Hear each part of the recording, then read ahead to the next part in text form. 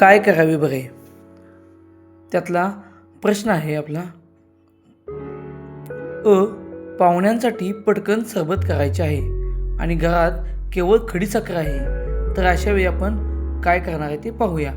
म्हणजे हा प्रश्न तुम्हाला दिला आहे की काय करायचं आहे. खडीसाखर कोठून त्याची बारीक पावडर करायची आहे. म्हणजे खडीसाखरेचं काय करायचं आहे, बारीक चूर्ण तुम्हाला करायची आहे पहिली गोष्ट. त्यानंतर ही पावडर चटकन पाण्यात विरघळून जाते. म्हणजे खडीसाखर मोठी असेल तर ती विरघळणार नाही, वेळ लागेल त्याला.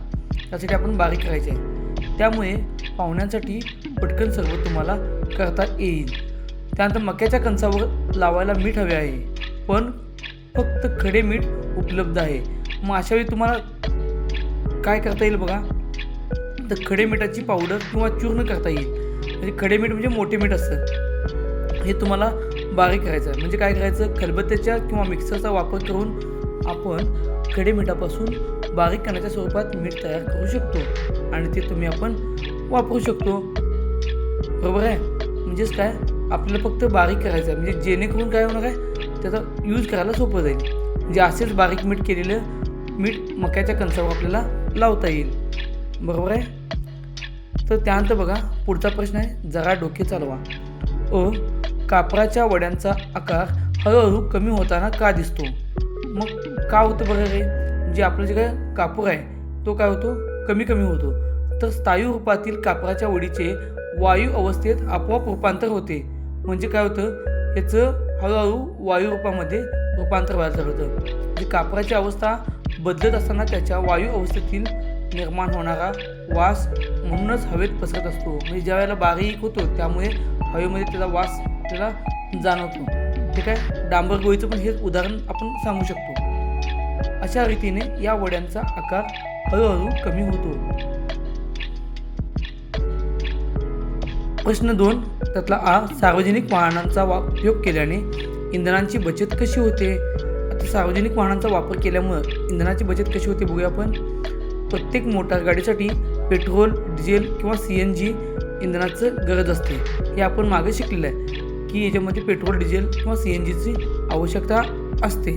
मग प्रत्येक वेळेला आपण काय करणार आहे, ह्या गाड्या वापरणार आहे का? नाही. तर अशा अनेक गाड्या वापरल्या की तितक्या जास्त प्रमाणामध्ये काय होतं, इंधनही संपतं. म्हणजे जेवढ्या जास्त गाड्या वापरेन तेवढ्या काय होतं, इंधन जास्त संपतं. या सर्व गाड्यातील प्रवासी एकाच मोठ्या सार्वजनिक वाहनात बसले तर केवळ त्याच वाहनासाठी लागणारं इंधन खर्च आपण होईल, बाकीचं वाहनाचा इंधन खर्च वाचणार आहे. त्यामुळेच काय होणार आहे, सार्वजनिक वाहनांचा जास्तीत जास्त आपल्याला वापर करायचा आहे. त्यामुळे तुमची इंधनाची जी काही बचत आहे ती बचत तुमची होणार आहे. तसेच आगगाडीचा पर्याय घेतल्यास अजूनही इंजिन बचत होते. म्हणजे काय होते बघा, आगगाडीमध्ये काय होतं, बसपेक्षा पण जास्त माणसं एकाच वेळेला बसू शकतात. त्यामुळे काय होणार आहे, जास्त बचत होणार आहे. खालील प्रश्नांची उत्तरे लिहा. डांबर गोळ्या ठेवलेल्या कपड्याला डांबर गोळ्यांचा वास कशामुळे येतो? आता डांबर गोळ्या ठेवलेल्या कपड्याला का वास येत असेल बघा, तर याचं प्रश्नाचं उत्तर आहे, डांबर गोळ्यांचे वायुरूपातील लहान कणात सतत रूपांतर होत असते. बरोबर आहे. जसं मगाशी आपलं कापराबद्दल झालं, तसंच काय होतं, डांबर गोळीचं पण होतं. हे लहान कण कपड्याला चिकटतात आणि त्यामुळे काय होणार आहे, त्या कपड्याचा डांबर गोळीचा वास येणार आहे. बरोबर आहे. बघा त्यामुळेच कपड्याला काय होतं, डांबर गोळ्यांचा वास येत असतो. पुढचा प्रश्न बघा, निसर्गात पाणी कोणकोणत्या अवस्थांमध्ये आढळते? आता निसर्गात पाणी कुठलं, स्थायू, द्रव आणि वायू या अवस्थामध्ये आढळतं. हे आपण शिकलेलं आहे. हे आधी पण आपल्याला झालेलं आहे. याच्यामध्ये बघा तुम्ही, तर स्थायूमध्ये, आता स्थायूमध्ये काय बघता येईल, तर यासाठी स्थायूमध्ये बर्फ आपण कन्सिडर करू शकतो. म्हणजे बर्फाला आपण स्थायू पदार्थामध्ये पाण्याची अवस्था म्हणतो. ठीक आहे. वायू, द्रव आणि हवा किंवा वाफ या 3 प्रकारमध्ये काय होतं, त्याचं आपल्याला बघायला मिळतं. मग पदार्थात असणाऱ्या कणांच्या मांडणीवरून त्याच्या अवस्था ठरतात. म्हणजे बघा प्रश्न काय दिला आहे, पदार्थाची स्थायू, द्रव आणि वायू ही अवस्था कशावरून ठरते, तर त्यातल्या असलेल्या मांडणीवरून. त्यानंतर स्थायू अवस्थेतील पदार्थाचे कण जवळजवळ असतात. बरोबर आहे का? हे पण आपण पाठ्यपुस्तकात बघितले. द्रव अवस्थेत त्यांच्यात थोडे अंतर असते आणि वायू अवस्थेमध्ये काय होतं, त्यांच्यामधलं अंतर थोडंसं आणखी वाढतं.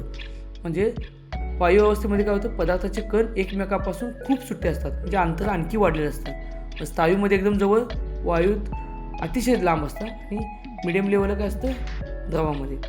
ऊर्जा कशाला म्हणतात? कार्य करणाऱ्या पदार्थाच्या क्षमतेला ऊर्जा असे म्हणतात. तर व्हिडिओ कसा वाटला ते कमेंटमध्ये नक्की कळवा.